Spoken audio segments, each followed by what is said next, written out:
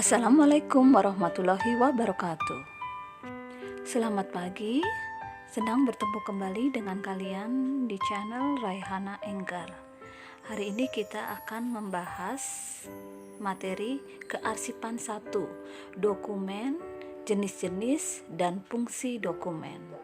Oke, let's check it out.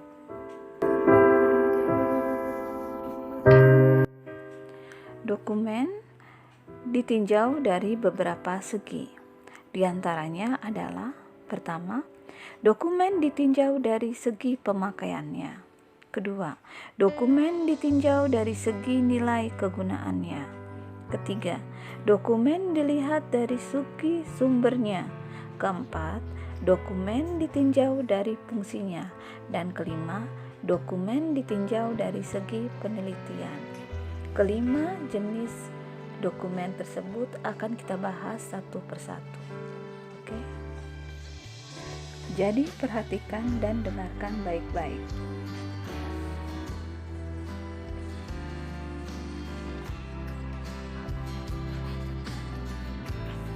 Dokumen ditinjau dari segi pemakaiannya. Terdiri dari 1. Dokumen pribadi. Adalah surat-surat berharga yang dapat dipakai sebagai alat pembuktian peristiwa penting yang terjadi pada diri seseorang. Contoh, akte kelahiran, KTP, dan lain-lain. 2.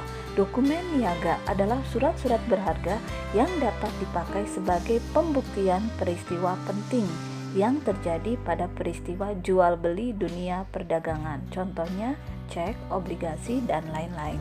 Ketiga, dokumen sejarah adalah surat berharga yang dapat dipakai sebagai alat pembuktian suatu peristiwa yang terjadi pada masa lalu.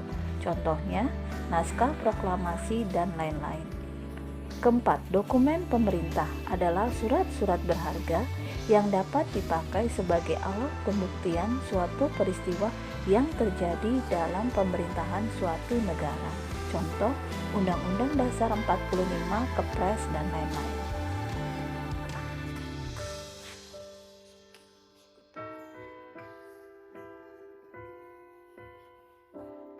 Sedangkan dokumen yang ditinjau dari fungsinya terbagi menjadi 2, dokumen dinamis dan dokumen statis.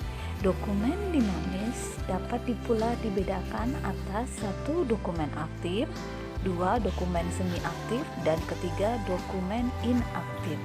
Dokumen aktif adalah dokumen yang masih dipakai secara terus-menerus dalam proses penyelesaian pekerjaan. Dokumen semi aktif adalah dokumen yang frekuensi penggunaannya sudah menurun. Sedangkan dokumen inaktif adalah dokumen yang sudah sangat jarang digunakan.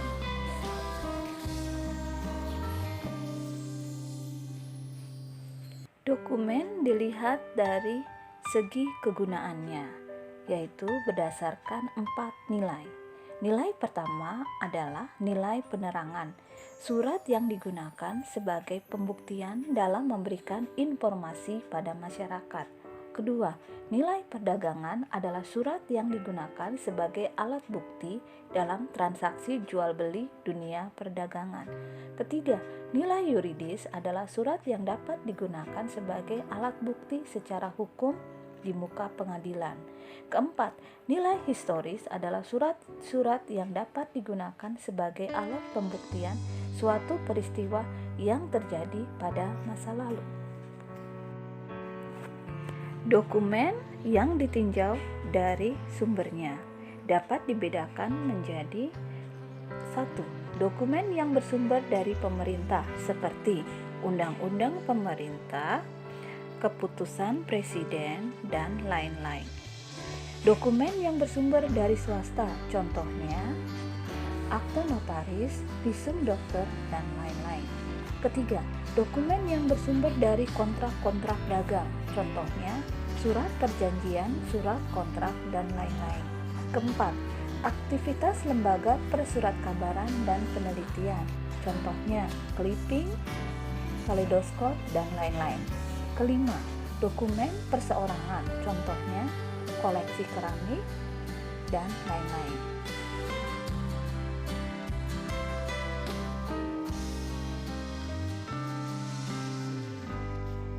Dokumen ditinjau dari segi penelitian dapat dibedakan menjadi 3.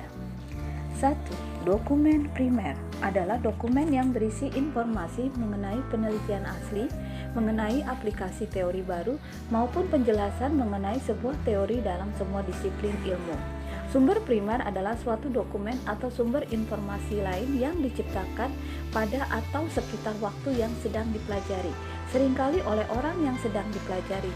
Kata primer dalam hal ini bukan berarti superior, melainkan merujuk pada kenyataan bahwa sumber tersebut dibuat oleh pelaku primer. Dokumen sekunder yang kedua adalah dokumen yang memuat informasi tentang dokumen primer. Dengan kata lain, dokumen sekunder adalah dokumen rujukan yang berisi informasi mengenai dokumen primer ataupun dokumen berupa bibliografi mengenai dokumen primer. Contoh, bibliografi, kamus, dan lain-lain. Dokumen tersier yang ketiga adalah dokumen yang berisi informasi mengenai dokumen sekunder. Sumber tersier adalah suatu kumpulan dan kompilasi sumber primer dan sumber sekunder. Contohnya adalah katalog, buku ajar, dan direktori. Okay, that's for now. Thanks for watching and don't forget to like, share, and subscribe. We will meet with another topic next time. Okay, see you. Assalamualaikum.